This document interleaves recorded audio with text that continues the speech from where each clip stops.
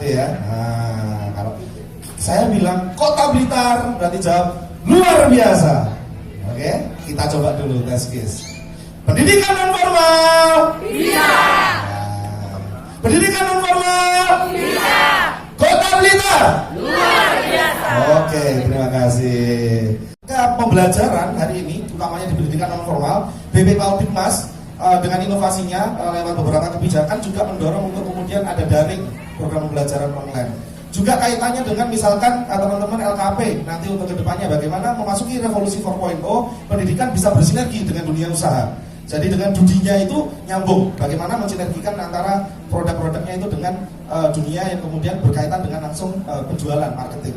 Dan saya pikir tidak menutup kemungkinan ya. Nah, kalau saya bilang Kota Blitar berarti jawab luar biasa. Oke, kita coba dulu tes case. Pendidikan non formal. Iya. Nah, pendidikan non formal. Iya. Kota Blitar luar biasa. Oke, terima kasih. Seperti ini, maka di sini teman, nampaknya seide liarnya ada dalam satu program.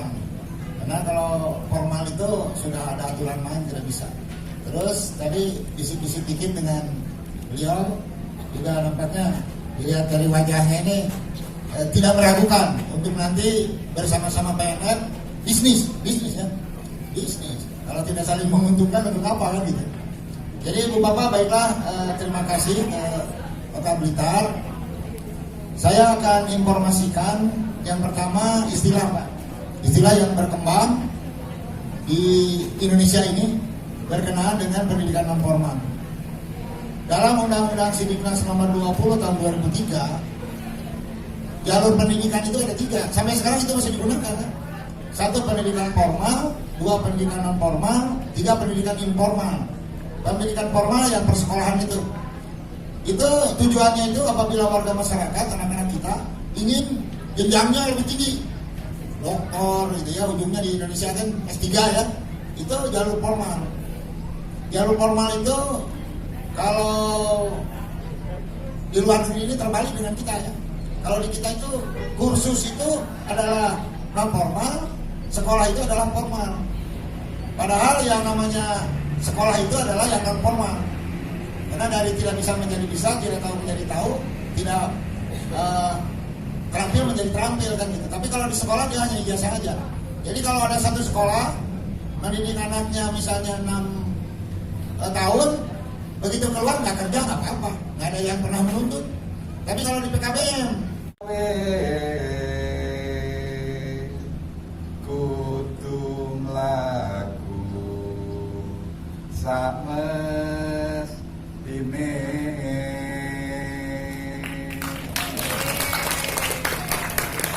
Assalamualaikum warahmatullahi wabarakatuh. Selamat siang dan salam sejahtera untuk kita semua. Alhamdulillah bersyukur pada pagi siang yang insya Allah penuh berkah ini kita diberikan kesempatan bersilaturahmi yang tentunya di antara kita ini terdiri dari berbagai komunitas.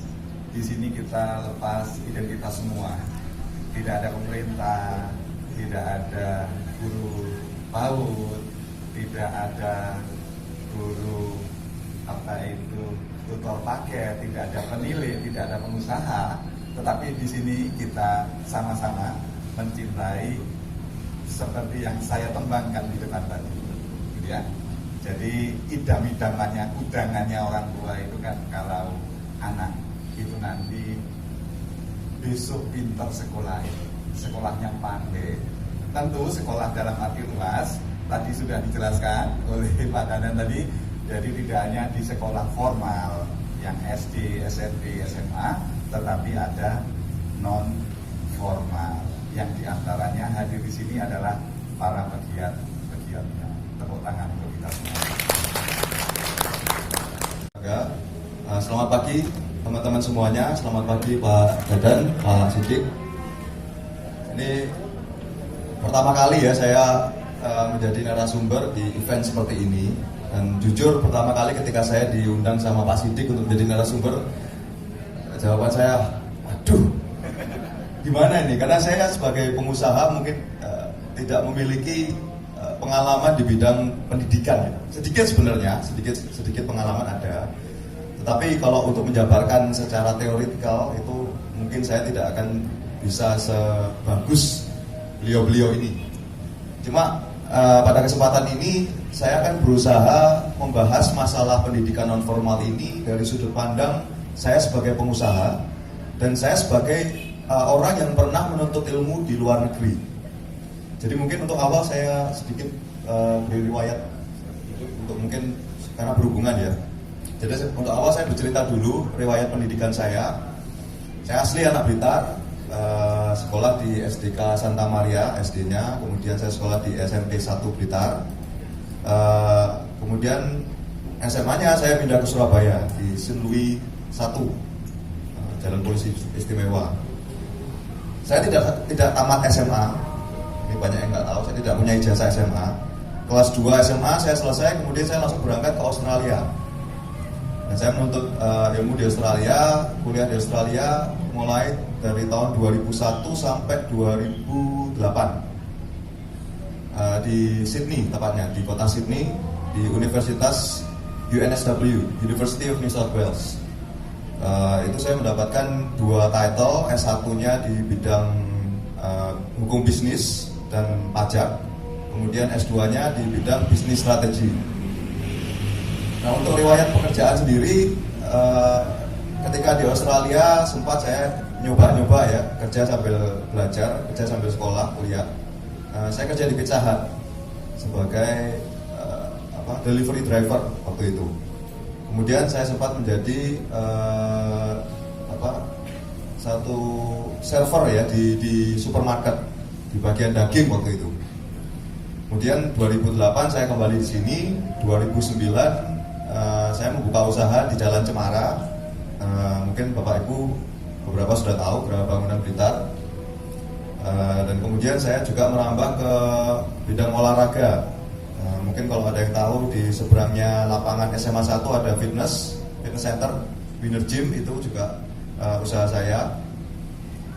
Saya sempat menjadi dosen di Unisba, cuma 1 semester mas, di bidang kewirausahaan.